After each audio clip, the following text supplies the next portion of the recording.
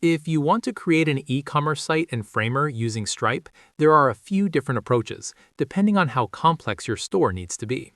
The simplest method is to use Stripe payment links. Start by creating your products in your Stripe dashboard and generate a payment link for each one. Then, in Framer, select a button, product image, or any clickable element, go to the link section in the right-hand panel, and paste the Stripe payment URL.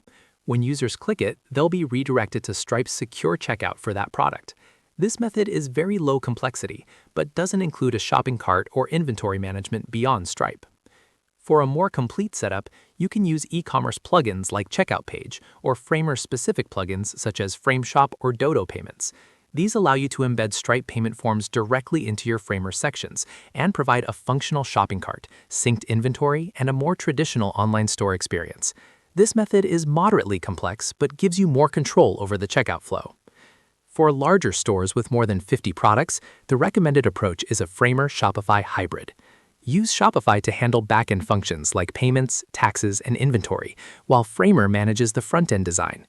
You can integrate Shopify via the Framer Commerce plugin, giving you a fully functional store with advanced features. This setup is more complex and involves additional subscriptions and plugins, but is ideal for scaling. In summary, direct Stripe links are quick and simple for small catalogs. Plugins provide a full cart experience for medium stores, and Shopify integration is best for large, inventory-heavy e-commerce sites.